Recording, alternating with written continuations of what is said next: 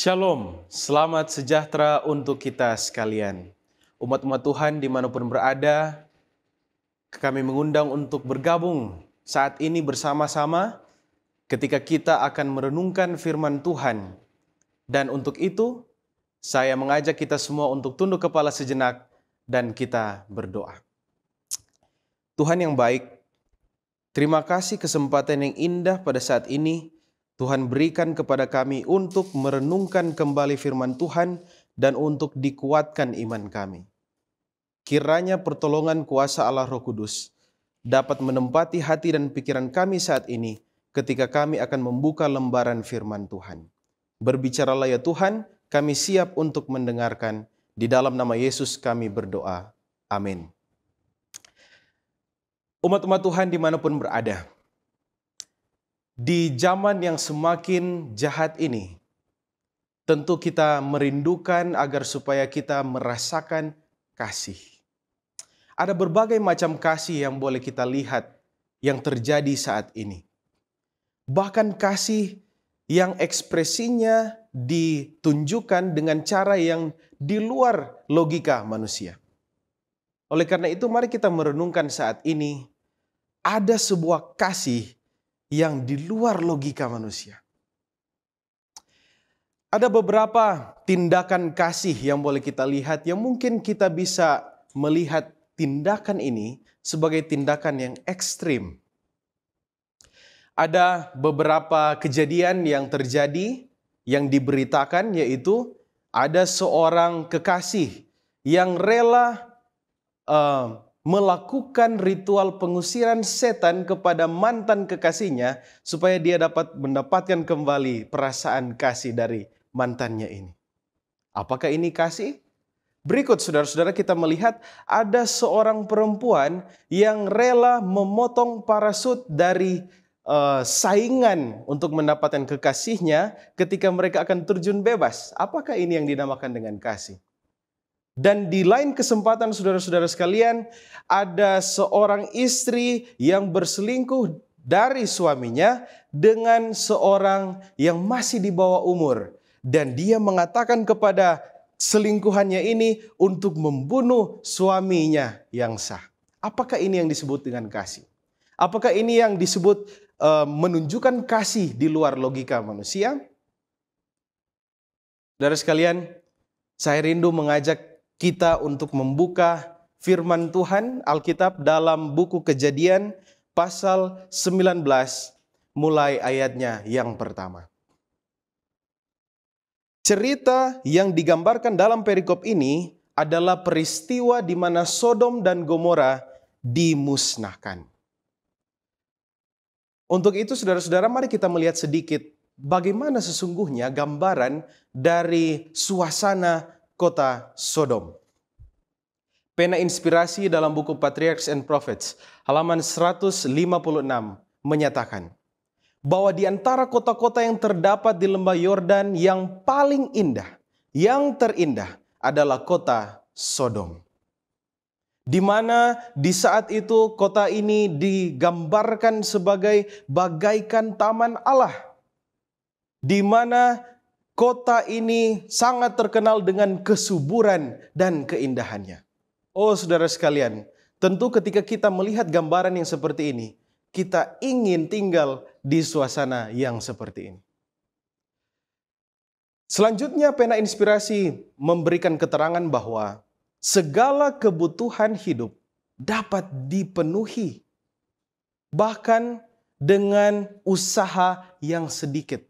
Saudara, saat ini kita tahu bahwa ketika kita ingin memenuhi kebutuhan kita, kita harus bekerja dengan keras.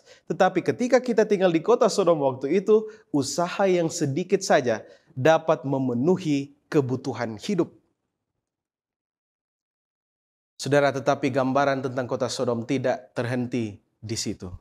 Oleh karena selanjutnya di dalam buku ini menggambarkan bahwa terlepas dari kemewahan dan kesombongan, ini semua menyebabkan kekerasan hati manusia yang belum pernah menderita kekurangan. Kesukaan terhadap kepelisiran ditingkatkan oleh kemewahan serta waktu yang senggang, dan orang banyak telah menyerahkan diri mereka kepada pemanjaan akan nafsu birahi. Saudara sekalian, memang suasana di kota Sodom itu sangat indah, sangat baik, dan sangat memberikan keuntungan secara finansial. Tetapi itu menyebabkan terjadi kemerosotan moral kepada orang-orang yang tinggal di kota Sodom. Siapa yang tinggal di kota Sodom pada waktu itu? Kita melihat di ayat yang pertama, Kejadian 19. Kedua malaikat itu tiba di Sodom pada waktu petang. Lot sedang duduk di pintu gerbang Sodom, dan ketika melihat mereka, bangunlah ia menyongsong mereka, lalu sujud dengan mukanya sampai ke tanah. Lot, yaitu adalah keluarga dari Abraham, tinggal di kota itu. Kita tahu bersama bagaimana Lot sampai di kota itu. Tapi mari kita renungkan pada saat ini tentang Lot. Saudara sekalian, ada hal yang menarik ketika kita melihat apa yang Lot lakukan. Bahwa ketika dia melihat malaikat itu, dia langsung bangun, dia sujud. Di ayat kedua, dia undang para malaikat ini, utusan-utusan Tuhan ini, untuk ke rumahnya, untuk dia jamu. Kenapa Lot melakukan hal seperti ini?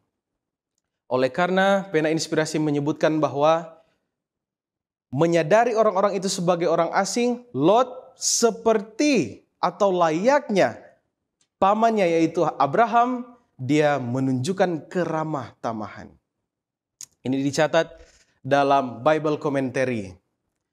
Saudara sekalian, ketika kita melakukan sesuatu yang menjadi kebiasaan, ingat bahwa orang-orang di sekitar kita, keluarga kita, memperhatikan tindakan kita tersebut. Kenapa Lot begitu beramah tamah kepada tamu-tamunya ini? Oleh karena dia mengikuti teladan dari pamannya Abraham. Saudara, teladan apa yang sementara kita berikan terhadap orang-orang di sekitar kita? Dengan pertolongan Tuhan, kita harus memberikan teladan-teladan yang baik. Baik, saudara-saudara sekalian. Ketika Lot mengajak utusan-utusan Tuhan ini untuk masuk ke dalam rumahnya untuk dijamu, maka apa yang terjadi? Dan ini merupakan problem utama dari perikop ini. Ayat 4, firman Tuhan berkata, tetapi sebelum mereka tidur, orang-orang lelaki dari kota Sodom itu, perhatikan ini, orang-orang lelaki saja. Orang-orang lelaki dari yang muda sampai yang tua, bahkan seluruh kota tidak ada yang terkecuali, datang mengepung rumah itu. Kenapa mereka mengepung? Dan ini salah satu indikasi yang kuat bagaimana kemerosotan moral yang terjadi di kota Sodom. Ayatnya yang kelima, mereka berseru kepada Lot, di manakah orang-orang yang datang kepadamu malam ini? Bawalah mereka keluar kepada kami, supaya kami pakai mereka. Supaya kami pakai mereka. Dalam terjemahan New International Version, saudara-saudara, disebutkan kami pakai mereka ini merujuk kepada peristiwa hubungan suami istri di luar pernikahan kepada tamu-tamunya ini. Orang-orang lelaki datang dari yang muda sampai yang tua, datang untuk memakai tamu dari Lot. Saudara sekalian, saat ini mari kita merenungkan tindakan-tindakan Lot yang juga menjadi kesalahan-kesalahan Lot. Saya senang untuk merenungkan kesalahan-kesalahan dari tokoh-tokoh Alkitab. Bukan supaya saya menyatakan saya lebih baik dari mereka, tetapi kita dapat mempelajari kesalahan-kesalahan ini agar supaya kita dapat hindari dalam kehidupan kekristenan kita.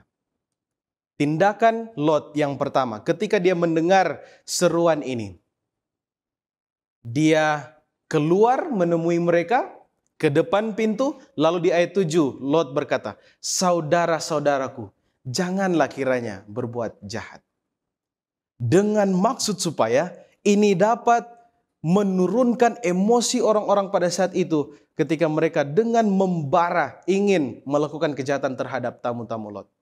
Saudara-saudara sekalian, jangan berbuat jahat. Ini yang disampaikan oleh Lot. Lalu apa yang dia berikan sebagai solusi keadaan yang saat itu terjadi? Ayatnya yang ke-8. Lot berkata, "Kamu tahu aku mempunyai 2 orang anak perempuan yang belum pernah dijamah laki-laki. Baiklah mereka kubawa keluar kepadamu. Perbuatlah kepada mereka seperti yang kamu pandang baik." Lot menyarankan gantinya mereka memakai, dalam tanda kutip, tamu-tamu dari Lot, mereka boleh pakai anak-anaknya. Dengan harapan supaya keadaan semakin baik. Saudara, kira-kira kata-kata yang seperti ini, apakah yang kiranya menjadi efek dari perkataan ini? Semua kita beranggapan bahwa ini akan menurunkan emosi pada saat itu. Tetapi saudara-saudara sekalian, apa yang terjadi di ayat selanjutnya? Tetapi mereka berkata di ayat 9, "Enyahlah," lagi kata mereka, "orang ini datang ke sini sebagai orang asing dan dia mau menjadi hakim atas kita." Mereka tidak senang dengan perkataan Lot yang menyatakan, "Saudaraku, jangan berbuat jahat." Itu berarti mereka beranggapan Lot sementara menghakimi mereka. Saudara sekalian, inilah hasil ketika kita hanya bertindak merespon keadaan yang menjadi pergumulan kita dengan mengandalkan pemikiran sendiri. Lot bertindak sesuai dengan pemikirannya sendiri. Apa hasilnya? Keadaan tidak membaik, tetapi justru semakin buruk. Ini kesalahan Lot yang dia buat di peristiwa tersebut. Mari kita melihat kesalahan berikutnya. Lalu setelah ini terjadi, orang-orang semakin panas lagi, semakin terbakar emosi mereka. Lalu kemudian ayatnya yang ke-15. Kedua tamunya ini yang merupakan utusan Allah, akhirnya menjelaskan maksud kedatangan mereka. Mereka bermaksud untuk mendesak Lot dan keluarganya untuk keluar dari kota Sodom, karena kota Sodom akan dilenyapkan, dimusnahkan oleh Allah. Tetapi yang menarik untuk dilihat di sini, saudara-saudara, adalah respon Lot terhadap amaran dari utusan Tuhan itu. Di ayat 16, setelah malaikat menyampaikan amaran itu, Lot berlambat-lambat. Lot tidak langsung mengiyakan perintah dari utusan Tuhan ini, tetapi ia menunjukkan sikap yang berlambat-lambatan. Saudara, kenapa dia berlambat-lambat? Dalam Bible Commentary yang ditulis oleh Nicole menjelaskan, Lot dan istrinya percaya terhadap amaran dari malaikat ini, tetapi mereka merasa sulit untuk meninggalkan semua harta benda mereka. Oleh karena mereka merasa sulit meninggalkan ini semua, mereka berlambat-lambatan. Khususnya Lot berlambat-lambatan. Saudara, kesalahan berikutnya dari Lot adalah dia enggan meninggalkan kenyamanan dunia. Dia enggan meninggalkan hal-hal yang membuat dia nyaman oleh karena panggilan Tuhan. Dalam kehidupan kita, mari kita melihat saudara-saudara. Adakah hal-hal yang membuat kita enggan mengikuti perintah Tuhan? Jika ada saudara-saudara, mari kita bergumul bersama-sama untuk meminta kuasa Tuhan agar supaya kita ketika diamarkan untuk menuruti perintah Tuhan, kita tidak akan enggan lagi untuk mengikuti apa yang dimaksudkan Tuhan dalam kehidupan kita. Sudah ada 2 kesalahan yang kita renungkan saat ini. Mari kita melihat pelanggaran berikutnya. Yang ketiga dan terakhir yang saya ingin kita renungkan pada saat ini. Ketika malaikat menyampaikan maksud mereka dan menyuruh Lot untuk lari, maka apa yang menjadi respon Lot selain berlambat-lambatan? Ayatnya yang ke-19. Lot mengatakan, "Sungguhlah hambamu ini telah dikaruniai belas kasihan di hadapanmu. Dan Tuanku telah berbuat kemurahan besar kepadaku dengan memelihara hidupku." Perhatikan ini. "Tetapi jika aku harus lari ke pegunungan, pastilah aku akan tersusul oleh bencana itu sehingga matilah aku." Ketika malaikat menyuruh dia untuk lari ke pegunungan, dia bilang apa? Saya tidak akan selamat. Oleh karena itu dia menawarkan, bolehkah saya gantinya ke gunung itu, saya pergi ke kota kecil itu. maka saya akan terpelihara nyawa saya. Saudara, terlihat ini perkataan orang yang sudah tidak muda lagi, yang biasa-biasa saja. Tetapi saudara-saudara, pena inspirasi dalam buku Patriarchs and Prophets halaman 161 mengatakan kepada kita bahwa pemerintah sorga ada di sampingnya, yaitu Tuhan yang Maha Kuasa. Tetapi ketika dia berkata seperti itu menandakan seolah-olah Allah yang telah menyatakan penjagaan serta kasih baginya tidak sanggup untuk memelihara nyawanya. Saudara sekalian, kesalahan yang paling fatal adalah Lot melanggar perintah Tuhan. Terkadang mungkin kita dalam kehidupan kita, saudara sekalian, kita berpikir bahwa kita tidak secara langsung menentang firman Tuhan, tetapi mungkin tindakan-tindakan kecil mengindikasikan bahwa kita secara tidak langsung sementara melanggar perintah Tuhan. Dan ini yang menjadi kesalahan Lot. Apa hasilnya ketika dia melanggar perintah Tuhan? Ayatnya yang ke-26. Ketika mereka akhirnya lari, Tuhan berikan restu kepada mereka untuk lari ke kota tersebut. Apa yang terjadi? Ayat 26. Tetapi istri Lot yang berjalan mengikutinya menoleh ke belakang lalu menjadi tiang garam. Kematian istrinya menjadi efek dari tindakan Lot tersebut. Dan yang berikutnya ketika kita melihat ayatnya yang ke-30 sampai ke-38, kita melihat bahwa moral anak-anaknya pun merosot. Saudara sekalian, apa hubungannya istri Lot menoleh ke belakang dengan Lot? Apa yang menjadi alasan mengapa istri Lot menoleh ke belakang? Kita tahu bersama, mereka enggan meninggalkan kenyamanan dunia. Tetapi yang menarik yang disebutkan dalam buku Patriarchs and Prophets mengatakan, jikalau Lot sendiri tidak menunjukkan sikap berlambatan, tidak menunjukkan penawaran kepada malaikat dengan amarah mereka, maka istrinya juga akan berlari melepaskan diri.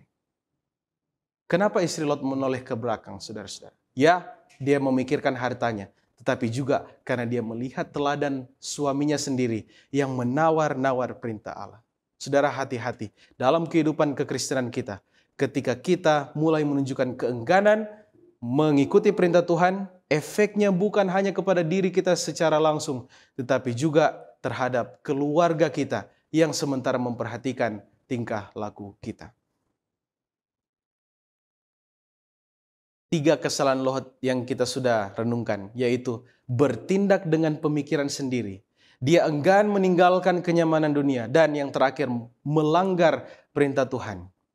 Ini bukan cuma sekedar kesalahan dari Lot, tetapi ini juga adalah kesalahan yang juga kita lakukan dalam kehidupan kekristenan kita. Kita sering bertindak hanya mengandalkan pemikiran kita sendiri. Saudara sekalian, saya tidak tahu latar belakang kita masing-masing saat ini yang sementara merenungkan firman Tuhan. Tetapi saudara sekalian, solusi terbaik adalah untuk tidak bertindak dengan pemikiran kita sendiri. Dalam kehidupan kekristenan kita, kita tidak boleh enggan menunjukkan penolakan untuk meninggalkan kenyamanan dunia demi mengikuti Yesus Kristus penebus kita. Dan kita tidak boleh sama sekali melanggar perintah Tuhan, baik secara langsung ataupun secara tidak langsung. Saudara Tuhan, saudara sekalian, pada saat ini kita melihat kasih yang di luar logika tersebut. Ini bukan terhadap penurutan Lot pada akhirnya yang mengikuti amaran malaikat, tetapi kasih Tuhan. Saudara sekalian, di ayatnya yang ke-10, kita ingat peristiwa tadi ketika orang-orang lelaki dari yang muda sampai yang tua datang kepada Lot untuk melakukan kejahatan. Malaikat Tuhan apa yang mereka lakukan di ayat 10? Kedua orang itu mengelurkan tangannya, menarik Lot masuk ke dalam rumah, lalu menutup pintu. Saudara sekalian, di saat keadaan yang terdesak, jika kita bersama dengan Tuhan, Tuhan ada saja cara yang dilakukan untuk menyelamatkan umat-umatnya. Tuhan tidak meninggalkan Lot. Berikutnya saudara sekalian, beberapa kali sudah di peristiwa ini Tuhan mengamarkan Lot. Bahkan kalau dihitung-hitung sampai 3 kali Tuhan menyuruh Lot untuk keluar dari Sodom. Dan terlepas dari penawaran dari Lot, Tuhan tetap mengamarkan. Kenapa? Oleh karena Tuhan punya kasih yang di luar logika manusia, dia sabar untuk menghadapi manusia di dalam dosa. Saudara, ketika saudara mengamarkan orang yang saudara cintai, sampai 1 kali, mungkin saudara masih bisa mengampuni. Tetapi kalau lebih dari 2 kali, apa yang menjadi respon kita? Saya bersyukur memiliki Tuhan yang selalu bersabar untuk menghadapi kita manusia yang sering kali menyakiti hati Tuhan. 3 kali saudara-saudara lihat bagaimana Tuhan mengamarkan Lot untuk pergi meninggalkan Sodom. Itu berarti kasih Tuhan jauh melebihi kesabaran manusia. Bahkan ketika Lot menawar perintah malaikat tersebut, Tuhan masih mengizinkan dia untuk pergi ke kota yang kecil itu. Saudara sekalian, di kesempatan yang indah ini, kita bersyukur kepada Tuhan. Oleh karena Tuhan mengingatkan kepada kita bahwa kesalahan-kesalahan dari Lot menjadi pelajaran rohani bagi kita untuk tidak bertindak dengan pemikiran sendiri, agar supaya kita tidak enggan, ragu untuk meninggalkan kenyamanan dunia untuk mengikuti perintah Tuhan, dan kita diamarkan untuk tidak sekali-kali melanggar perintah Tuhan. Dan terlepas dari semuanya ini, ada kasih yang di luar logika yang Tuhan sementara tawarkan kepada kita untuk kita terima, terlepas dari kesalahan apa yang kita buat. Sebesar apapun kesalahan kita, saudara sekalian, kasih Tuhan yang melampaui logika manusia bersedia untuk menerima kita masing-masing. Saya ingin menutup dengan firman Tuhan yang terdapat dalam buku Roma pasal 8 ayat 38 dan 39. Firman Tuhan berkata, "Sebab aku yakin bahwa baik maut maupun hidup, baik malaikat-malaikat maupun pemerintah-pemerintah, baik yang ada sekarang maupun yang akan datang, atau kuasa-kuasa baik yang di atas maupun yang di bawah, ataupun sesuatu makhluk lain, tidak akan dapat memisahkan kita dari kasih Allah yang ada dalam Kristus Yesus Tuhan kita." Apapun yang sementara kita lakukan saat ini, apapun yang sementara kita lalui saat ini, tidak akan ada yang dapat memisahkan kita dari juru selamat kita, Tuhan Yesus Kristus. Kiranya ini dapat menjadi perenungan bagi kita, menguatkan iman kita, bahwa Tuhan tidak pernah meninggalkan kita dan kasih-Nya selalu menjadi bagian kita. Umat-umat Tuhan dimanapun berada, mari kita sekali lagi tunduk kepala, kita menghadap Tuhan dalam doa. Tuhan, kami berterima kasih. Kami memiliki Tuhan yang memiliki kasih jauh melampaui logika manusia, yang senantiasa menerima kami terlepas dari segala kesalahan yang kami perbuat dalam kehidupan kekristenan kami. Tuhan, di saat ini kami memohon, sudilah Engkau ya Tuhan untuk mengampuni kami dari setiap hal yang kami lakukan yang melawan kehendak Tuhan. Dan kiranya Tuhan dapat memampukan kami mulai saat ini dan seterusnya untuk menghidupkan suatu kehidupan kekristenan yang sesuai dengan perintah Tuhan, agar supaya kami dapat menjadi berkat bagi sesama, terlebih menjadi kemuliaan bagi nama Tuhan. Kami menyerahkan kehidupan kami ke dalam tangan-Mu sepenuhnya. Di dalam nama Yesus kami berdoa. Amin.